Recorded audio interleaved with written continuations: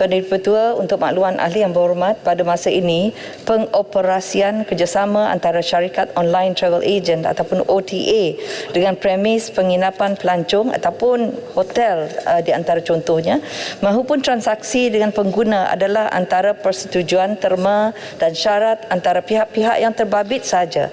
Ini termasuklah penetapan kadar komisen yang kini adalah berdasarkan persetujuan aturan perniagaan ataupun dengan izin business to business arrangement.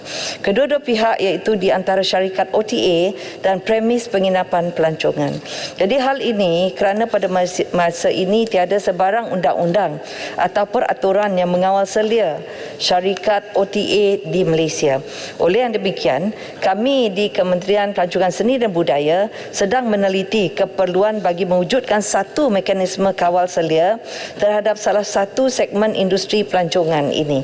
Kawal selia ini bukan sahaja boleh memastikan kualiti perkhidmatan premis penginapan yang baik, malah turut boleh dijadikan sebagai kerjasama antara kementerian dan pemegang taruh ataupun stakeholders dengan izin untuk terus meningkatkan industri ini ke tahap yang lebih baik.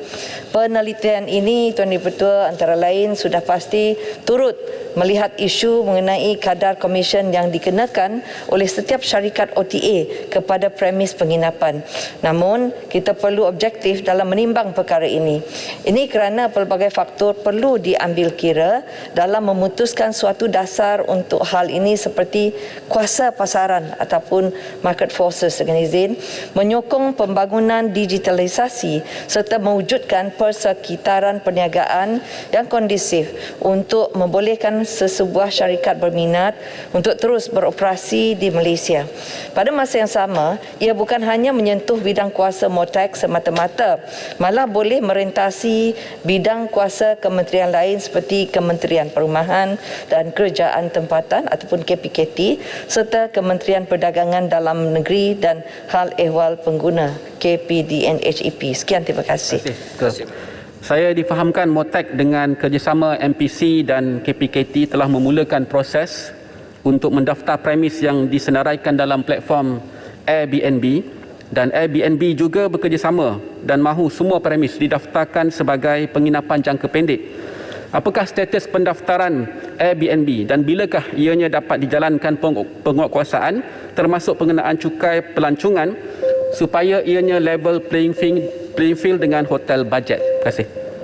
Terima kasih Yang Berhormat, terima kasih Tuan Dipertua. Sebenarnya MPC bertindak sebagai pemudah cara dan sekretariat yang telah membangunkan garis panduan short term residential accommodation dan yang di sini ialah Airbnb bagi memastikan semua jenis premis penginapan di Malaysia didaftarkan secara sistematik pada masa hadapan.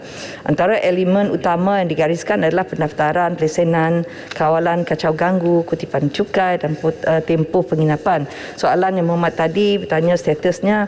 Sebenarnya kami seperti juga homestay setelah ianya diurus oleh pihak KPKT untuk mendaftarkan kesahihan sesuatu premis itu, maka ianya akan dikemukakan kepada pihak MOTAC. Jadi setakat ini kami di MOTAC belum lagi mendaftar Yang Berhormat, belum lagi kami mendaftar Airbnb kerana ianya perlu melalui satu proses yang sebelum kami, iaitu pre-proses untuk pendaftaran dari segi membenarkan ianya menjadi satu tempat untuk penginapan itu. Jadi proses yang lain itulah mungkin ianya lebih sesuai di bawah KPKT Yang Berhormat, ya. Terima kasih. Terima kasih Menteri.